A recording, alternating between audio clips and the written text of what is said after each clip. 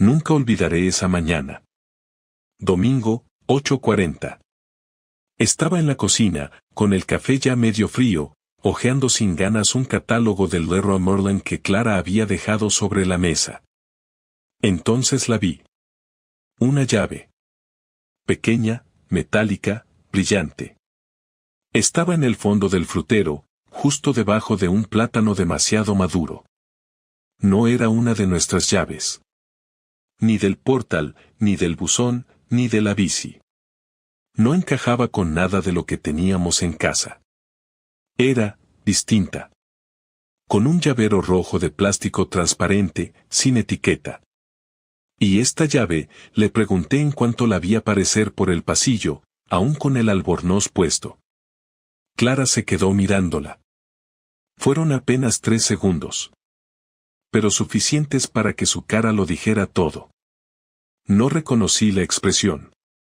No era sorpresa. Era algo más, contenido. Como si por dentro estuviera ordenando qué versión contarme. Ah, eso, dijo, evitando mirarme. Es del trastero de la oficina. Me la dejó Sara el viernes. Lo olvidé. No dije nada. Solo asentí. Y guardé la llave en el cajón de los cubiertos, en ese compartimento donde guardamos cosas que no tienen sitio, como tornillos sueltos o pilas gastadas. Pero mi cabeza ya estaba a 1000. Clara trabajaba en una gestoría. Llevaba ahí 5 años. Sara era su compañera. La conocía. Pero algo no encajaba. ¿Por qué traerse una llave del trabajo y dejarla en un frutero? ¿Por qué mentir con esa voz tan baja, como si no quisiera oírse a sí misma? Esa misma tarde, mientras ella se duchaba, volví a sacar la llave. La miré más de cerca. No tenía marcas, ni inscripción. Nada que indicara de qué era. Pero tenía algo, personal. Como si esa llave abriera algo más que una puerta. Entonces me vino una idea absurda. O tal vez no tanto. A la mañana siguiente, lunes, salí antes al trabajo. Pero no fui a trabajar. Me tomé el día libre sin decirle nada a Clara. Fui a la gestoría. Fingí que pasaba por casualidad. Esperé en una cafetería justo enfrente. No la vi entrar. A las 10:15, llamé a recepción preguntando por ella. Hoy tiene el día libre, me dijo la recepcionista. Y ahí supe que esa llave no abría ningún trastero. Estuve 1 hora entera sentado en esa cafetería sin tocar el café, observando la fachada del edificio donde supuestamente Clara trabajaba. A cada persona que entraba, la miraba con una mezcla de atención y rabia, como si me debieran una explicación que ni siquiera sabían que yo necesitaba. No apareció. Ni Clara ni nadie que se le pareciera. Había algo dentro de mí que no me dejaba moverme de ahí, como si necesitara una confirmación definitiva antes de reaccionar. Pero ya lo sabía. Mi mujer me había mentido a la cara esa misma mañana, con una tranquilidad que me dolía más que la propia mentira. El tema ya no era la llave, ni siquiera lo que abría. Era ella. Su actitud. La forma en que se desenvolvía con una seguridad que no le conocía, como si lo hiciera a menudo. Volví al coche sin haber pensado qué iba a hacer. Conducir no me ayudó a ordenar ideas, solo a aplastarlas una sobre otra. En lugar de volver a casa, fui al centro, al barrio de Ruzafa. Tenía la esperanza de que andar entre gente me despejara, pero solo conseguí sentirme más solo. Entré a una ferretería, saqué la llave del bolsillo y la puse sobre el mostrador. El dependiente, un hombre mayor con gafas de pasta, la cogió sin decir palabra y la examinó con cuidado. Le pregunté si podía saber qué tipo de cerradura habría. Podría ser de un trastero, o de una puerta secundaria, de esas que dan a patios interiores, dijo tras unos segundos. Pero también podría ser de un piso viejo. ¿Dónde la encontró? En casa, respondí, sin entrar en detalles. Me ofreció hacer una copia y le dije que no. Salí con más dudas que antes, pero con algo más claro, iba a averiguar para qué servía esa llave. La metí en un llavero vacío que llevaba en la guantera, como si al colgarla ahí le diera un lugar en mi vida que no tenía. Volví a casa a media tarde. Clara no estaba. El coche tampoco. Me duché, cené un poco de jamón con pan y me metí en la cama antes de las 9. Fingí dormir cuando llegó. Entró sin hacer ruido, como si no quisiera molestarme, o como si supiera que fingía.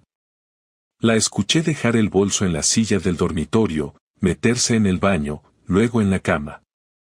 Ni un beso. Ni un buenas noches. Solo el sonido de las sábanas moviéndose. Me dormí tarde, muy tarde. Al día siguiente volví al trabajo, aunque no logré concentrarme en nada.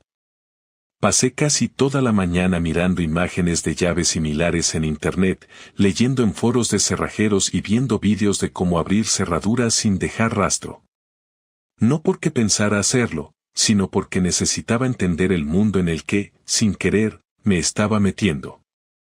A las 3 de la tarde, tomé una decisión. No era brillante, pero era algo. Me tomé el resto del día libre y fui directo a la gestoría. Esta vez no me quedé en la cafetería. Entré al edificio. El vigilante me preguntó a dónde iba. A la asesoría Crespo, dije. ¿Tienes cita? No, vengo a ver a mi mujer, Clara Romero. El hombre miró una lista y negó con la cabeza. Ella no ha venido hoy. Está de vacaciones esta semana. No dije nada. Asentí y me fui. Otra mentira. Clara no estaba de permiso por nada. En casa, no había mencionado ni una sola palabra de vacaciones. Se suponía que ayer había trabajado. Se suponía que hoy también. Pero no. Estaba en algún sitio, haciendo algo, y yo empezaba a entender que no iba a gustarme descubrirlo. Esa noche, cuando volvió, la esperé en el sofá. Ella se sorprendió al verme despierto. ¿No dormías ya? No. ¿Todo bien? ¿Por qué no fuiste a trabajar ayer? ¿Cómo que no fui? Llamé a la oficina. Dijeron que estás de vacaciones. Su cara cambió por completo. No fue sorpresa, fue tensión. La misma que tiene alguien al que acaban de atrapar. Ah, sí, es que cambié los días de descanso para esta semana. No te lo dije porque se me pasó. ¿Y dónde estuviste entonces? Por ahí. Fui a ver a una amiga. Almorzamos, dimos una vuelta. Nada raro. ¿A qué amiga? ¿Qué pasa contigo, David? ¿Por qué tanto interrogatorio? Porque encontré una llave en el frutero. No es nuestra. Dijiste que era del trabajo, pero no la reconocieron. Ella se quedó en silencio. Luego caminó hacia la cocina y abrió el grifo.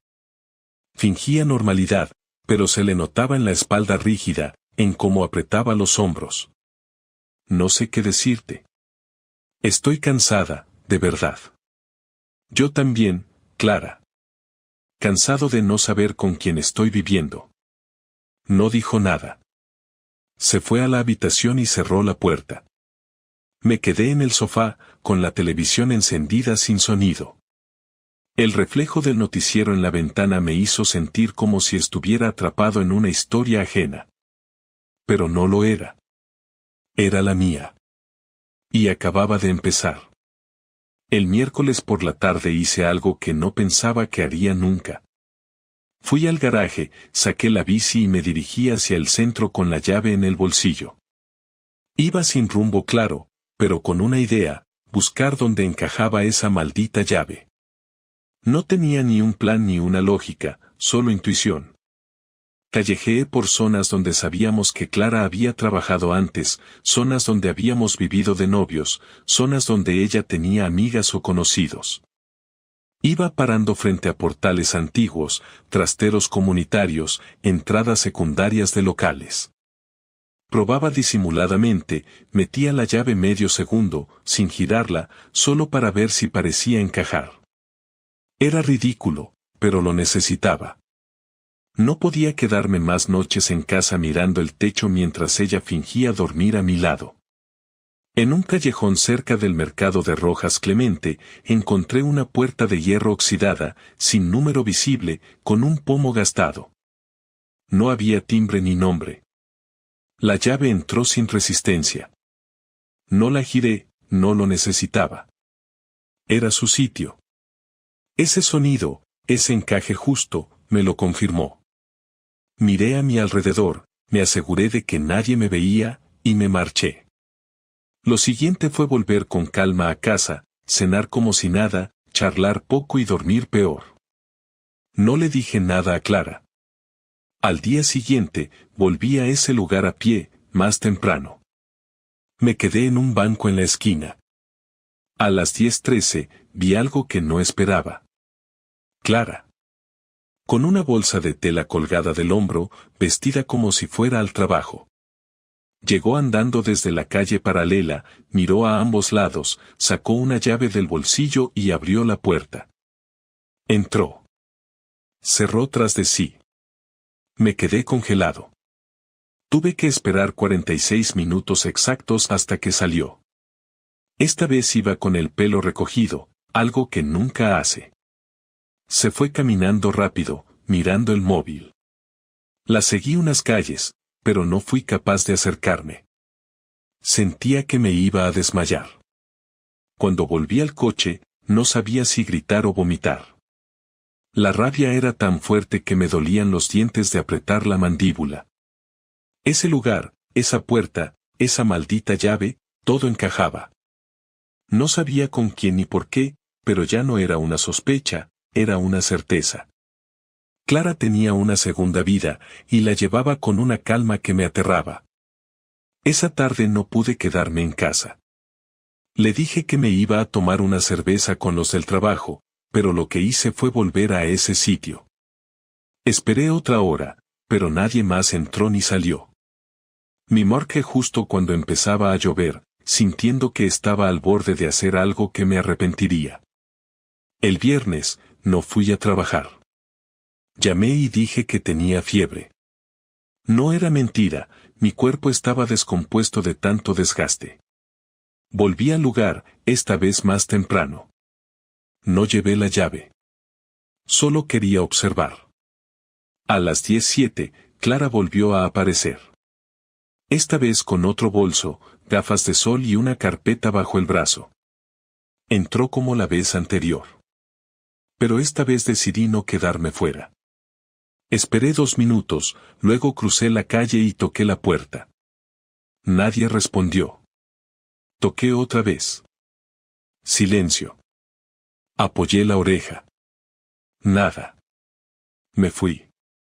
No podía entrar así. No sin saber lo que iba a encontrar. Esa noche, cuando volvió a casa, decidí hablar. Estábamos en el salón, ella con una copa de vino, yo sin tocar el mío. Le pregunté directamente. ¿Qué haces en la calle Dr. Gelly Morte por las mañanas? Su cara se tensó. Se quedó en silencio. No respondió de inmediato. Tardó unos segundos, luego bebió un sorbo y me miró. ¿Me estás siguiendo? Sí. No se sorprendió.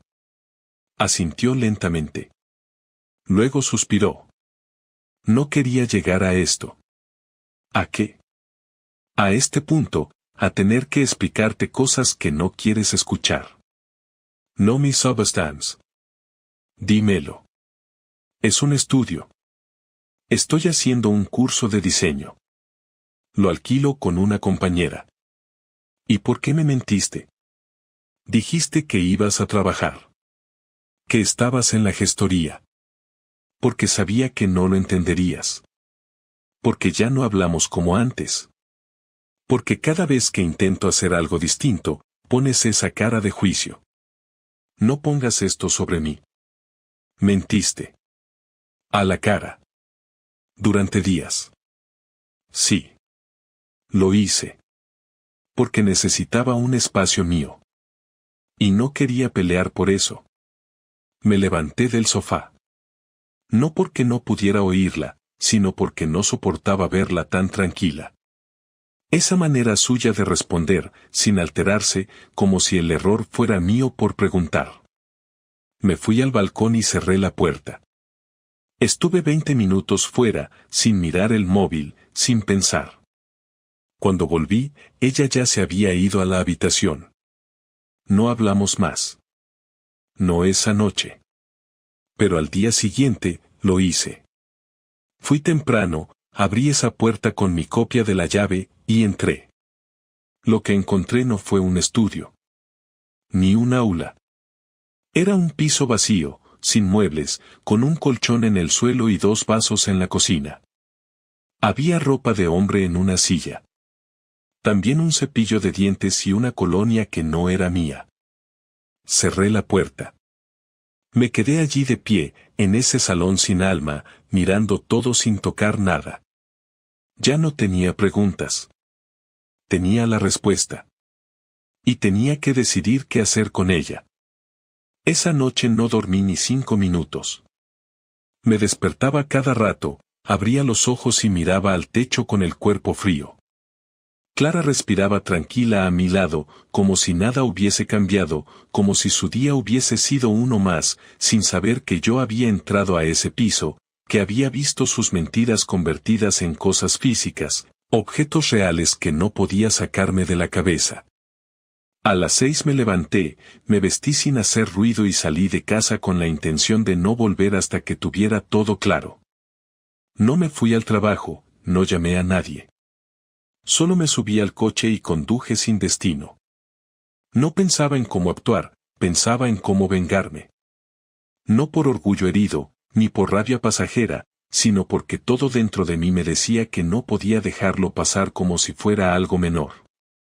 Llevaba semanas viéndome la cara, inventando historias, fingiendo rutinas mientras compartía cama con otro hombre. No solo estaba rompiendo nuestro matrimonio, me estaba tratando como a un imbécil, y eso era lo que no iba a permitir. Volví al piso vacío a las 8. Entré sin hacer ruido, como si todavía tuviera miedo de encontrarme con él, aunque estaba claro que no iba a estar. Llevé una mochila y una cámara. Coloqué el dispositivo en una esquina alta, orientado hacia el salón, con batería suficiente para grabar días enteros. Después revisé el baño, tomé una toalla con manchas que estaban secas pero aún visibles, la metí en una bolsa y me la llevé. Quería tener pruebas físicas, algo que no pudiera negar aunque lo intentara. Luego busqué papeles, facturas, nombres, cualquier cosa que me diera una pista del tipo con el que estaba. Encontré un paquete de tabaco abierto con un mechero de bar barato dentro. En la parte superior del cartón había un nombre escrito a bolígrafo, Pau. No conocía a nadie cercano con ese nombre.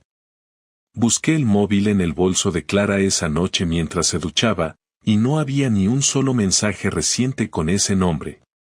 Seguramente usaban otro número, otro chat, algo que no podía rastrear así nomás. La cámara no era mi única idea. Tenía pensado volver el domingo, que era cuando Clara solía decir que iba a ver a su madre, y quedarme en un bar cercano con vista directa a la puerta del edificio. Esperar, grabar, y si lo veía llegar, seguirlo, grabarlo, registrar todo. Pero las cosas no salieron como lo había planeado. El viernes, mientras cenábamos, Clara dejó su móvil en la mesa y fue al baño. En la pantalla, la notificación decía, Pau, te echo de menos. No me moví. No hice nada. Solo lo miré. El mensaje desapareció en segundos.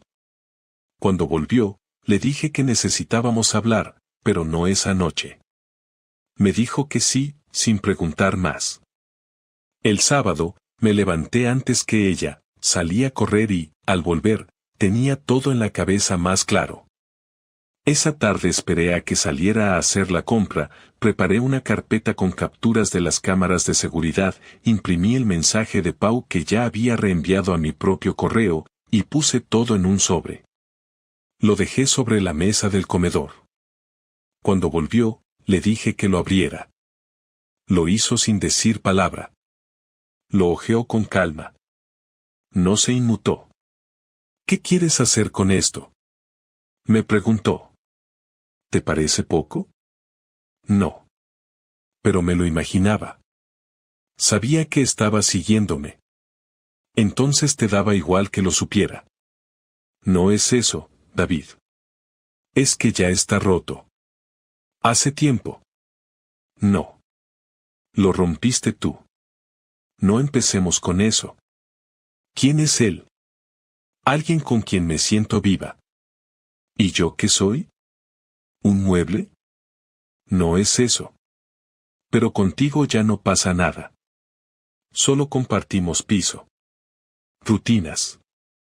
Silencios. Podrías haber hablado. Podrías haber terminado las cosas antes de empezar algo nuevo. No quería romperte del todo. Por los años, por la historia, por lo que fuimos. ¿Y crees que esto es mejor? No. Pero es lo que hay. Ese fue el momento más frío de toda la conversación. No gritamos, no rompimos nada, no hubo insultos, pero todo lo que dijo fue como un golpe seco en el pecho. Me levanté, recogí las llaves del piso, las puse sobre la mesa y le dije que ya no tenía nada que hacer ahí. Que el lunes mismo iría a un abogado. Que se preparara para lo que venía. ¿Es una amenaza? No. Es un aviso. Me mentiste durante semanas. Vas a asumir lo que eso significa. Ella no dijo nada más. Se levantó también y se fue a la habitación. No volvió a salir en toda la noche. Yo me quedé en el salón, con el sobre vacío frente a mí, pensando en lo que haría a continuación. Ya no se trataba de salvar el matrimonio. Eso estaba muerto. Ahora se trataba de recuperar mi dignidad, de hacerle sentir algo que no fuera indiferencia. Porque si algo había aprendido en esas semanas, era que el dolor en silencio no servía para nada. Había que usarlo. Convertirlo en algo concreto. Y eso era justo lo que pensaba hacer. El lunes a las 9 en punto estaba sentado en el despacho de un abogado del centro. Me lo recomendó un amigo del trabajo, alguien que ya había pasado por una separación complicada y había salido bien parado. El despacho era sobrio, con muebles oscuros, y el abogado, un tipo serio de unos 50, me escuchó sin interrumpirme durante casi 20 minutos. Le conté todo, sin adornos, con fechas, nombres y pruebas. Cuando terminé, me preguntó si quería pelear por la custodia, por la vivienda, por alguna pensión. Le dije que no teníamos hijos, que la casa era mía desde antes de casarnos, y que no quería su dinero. Quería cerrar esto lo más rápido posible. Lo único que le pedí fue que redactara los papeles con los términos más fríos posibles. Nada de acuerdos amistosos, nada de seguimos siendo amigos. No quería nada de ella, ni siquiera palabras de cortesía. Esa misma tarde, cuando llegué a casa, Clara estaba sentada en el sofá con el portátil en las piernas. Me miró de reojo, pero no dijo nada. Dejé los papeles sobre la mesa. Se los señalé con la cabeza. Ella los cerró sin abrirlos y me preguntó si tenía intención de quedarme ahí hasta que se resolviera todo. Le dije que sí, que no iba a moverme ni a esconderme. Que si ella quería vivir con otro, que se fuera. Que esa era mi casa y que no pensaba cederle ni el sofá. Me miró sin cambiar la expresión. No estoy con él ahora, dijo. No me interesa. Te lo digo por si te importa. No me importa. Es tarde para explicaciones. Pasaron 3 días sin hablarnos. Cada uno salía a su hora, comía a su hora, vivía como si el otro no existiera. Pero el viernes por la noche, cuando ya estaba metido en la cama, escuché cómo abría la puerta de nuestra habitación. Se quedó en el marco, mirándome. No encendió la luz. ¿Podemos hablar? No tengo nada que decirte. Yo sí. Entonces habla. Quiero que esto no termine tan sucio. Debiste pensar eso antes. Te estoy diciendo que me equivoqué. ¿Quieres perdón ahora? Quiero que al menos sepas que no era solo sexo. No quiero saber nada. En serio. No voy a seguir con él. Ni con nadie. Me he dado cuenta de que lo que hice fue una cobardía. Pero no fue porque tú me fallaras. Fue porque yo no supe enfrentarme a lo que sentía. No me interesa tu análisis. No soy tu terapeuta. Lo sé. Entonces, ¿para qué vienes? Porque necesitaba decirlo. Ya lo dijiste. Apaga la luz cuando salgas. No dijo nada más. Cerró la puerta con cuidado. Y esa fue la última conversación que tuvimos. 2 días después, ella se fue. No dejó nota, no dejó una explicación más larga. Solo se llevó su ropa, sus cosas del baño y el portátil. Supongo que se fue con él o a casa de alguna amiga. No me importó averiguarlo. Lo único que hice fue entrar a su antiguo armario, quitar las perchas vacías y dejarlo cerrado. El abogado me llamó al día siguiente para decirme que Clara había firmado los papeles sin rechistar. Que ni siquiera pidió una reunión para discutir los términos. Firmó y se fue. Le di las gracias. Le dije que le haría una transferencia en cuanto pudiera. Colgué y me senté en la cocina, solo, con el café delante. El silencio de la casa era diferente ahora. No era incómodo, no era pesado. Era otra cosa. Era como si por fin la tensión se hubiera roto. No me sentí mejor. No me sentí peor. Solo vacío. No fui al trabajo en toda esa semana. Me limité a ordenar, limpiar, tirar cosas que no tenían sentido mantener. Empecé por su lado del armario, después pasé por los cajones del baño, luego por el mueble del salón donde estaban los álbumes. No quemé fotos ni rompí recuerdos, simplemente los guardé en una caja y los dejé en el trastero. No quería eliminarlos, pero tampoco tenerlos a la vista. Lo último que hice fue quitar la foto de boda que teníamos en la entrada. No la tiré. La guardé sin mirar mucho. Una semana después, me llamó su hermana. Quería saber si Clara estaba bien, porque no respondía mensajes. Le dije que se había ido. Que ya no vivía conmigo. Le conté lo justo. No quise detalles. Ella tampoco preguntó mucho. Me dijo que lo sentía. Le dije que no hacía falta. Esa fue la primera llamada que recibí sobre el tema. No hubo más. A los 20 días del último mensaje, recibí un correo de Clara. No un mensaje de móvil. Un correo, como si fuera algo formal. Me agradecía por haber sido justo. Decía que entendía mi decisión y que no esperaba ni amistad ni contacto. Que no me iba a molestar. Y que si alguna vez necesitaba algo, que no dudara en escribirle. No respondí. Borré el mensaje. Y así quedó todo. Sin insultos. Sin gritos. Solo un final en silencio. A veces creo que eso fue lo peor. Otras veces creo que fue lo único digno que tuvo toda esta historia. No lo sé. Lo único que tengo claro es que ahora puedo dormir sin miedo a descubrir una nueva mentira. Y eso, por el momento, es suficiente. Pasó un mes desde que Clara se fue. No volví a saber de ella. Ni llamadas, ni correos, ni mensajes. Su promesa de no molestar se cumplió. No apareció para recoger lo que dejó atrás, ni para hacer alguna escena de cierre. Lo dejó todo en el mismo tono en el que había vivido sus últimas semanas conmigo, sin emociones visibles.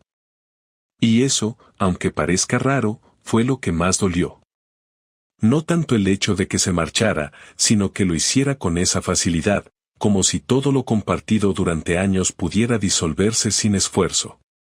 La gente habla mucho del dolor del abandono, pero hay algo aún más difícil de digerir, y es descubrir que el otro ya había abandonado mucho antes, sin decir nada, sin siquiera hacerlo notar de forma evidente, solo retirándose poco a poco hasta no quedar nada. Los primeros días sin ella me movía como un robot. Me levantaba, me duchaba, desayunaba en silencio y salía a caminar sin destino. No tenía interés en hablar con nadie, así que apagué el móvil durante varios días. Mis padres me llamaron 2 veces, mi hermana otra, pero no devolví ninguna llamada hasta que pasó una semana completa. Cuando lo hice, fingí estar mejor de lo que estaba. No porque quisiera mentirles, sino porque no tenía ganas de entrar en detalles. Todo estaba resuelto, les dije, ya no vivíamos juntos, y no había vuelta atrás. No pedí opiniones ni consuelo. Solo quería que supieran que estaba vivo, que no me había tirado por el balcón. Un día, mientras ordenaba unos papeles, encontré una vieja libreta donde solíamos apuntar planes, ideas para vacaciones, cosas del piso. Estaba escrita en su mayoría con mi letra, pero entre las páginas había una lista que ella había escrito años atrás con lugares a los que quería ir conmigo. Berlín, Praga, Lisboa, Florencia. Todas ciudades que nunca visitamos. Cerré la libreta y la tiré al contenedor de reciclaje sin pensarlo. No quería guardar nada que me conectara con algo que ya no existía. No porque sintiera odio, sino porque no le veía sentido. Clara no era parte de mi vida presente. No porque no pudiera serlo, sino porque había elegido no serlo. Y yo, después de todo, también había empezado a elegir. Lo que vino después no fue una reinvención espectacular ni un giro vital. Fue algo más lento y real. Empecé a salir solo, a comer fuera sin compañía, a ocupar espacios que antes evitaba por costumbre. Volví al gimnasio. Me apunté a un curso de carpintería que siempre había querido hacer pero que había postergado porque a Clara le parecía una pérdida de tiempo. No buscaba cambiar mi vida ni demostrar nada a nadie, solo quería encontrar rutinas que fueran mías, que no me recordaran a ella, que no dependieran de una versión anterior de mí mismo. Un sábado por la mañana, fui al mercado de Ruzafa. Era un sitio que evitaba desde que todo se derrumbó, porque me recordaba el edificio del piso aquel, la puerta, la cámara oculta, el momento en que todo se confirmó. Pero decidí ir. Caminé entre los puestos, compré fruta, carne, queso. Volví cargado a casa y cociné por primera vez en semanas. Me abrí una botella de vino que teníamos guardada desde hacía años y cené solo, sin televisión, sin música. No fue un acto heroico ni simbólico. Solo una cena. Pero distinta. Esa noche, justo antes de dormir, me encontré pensando en Clara, pero de una forma que no me había pasado antes. No sentí rabia ni tristeza. Pensé en ella como alguien con quien compartí una etapa, como quien recuerda una vieja casa en la que ya no vive. No me arrepentía de haber estado con ella, ni deseaba que volviera. Me daba igual donde estuviera o con quién. Era como si por fin hubiera llegado ese momento que parecía imposible, ese punto en el que la herida no duele, sino que simplemente está ahí, cerrada, como una marca más. Un mes después de eso, recibí una carta en papel. Venía sin remitente, pero su letra era inconfundible.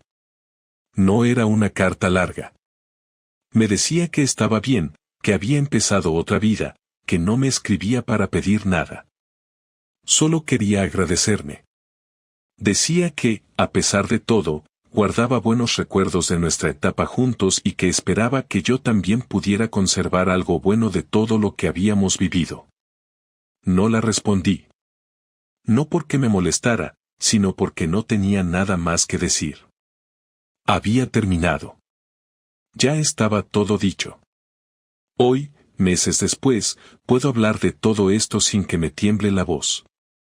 No me considero una víctima, ni un mártir, ni un sobreviviente. Soy solo un tipo más al que le tocó una traición. Lo que aprendí no es ninguna gran lección de vida, no voy a escribir un libro ni a dar consejos por internet. Solo sé que lo único que no se puede negociar es la verdad.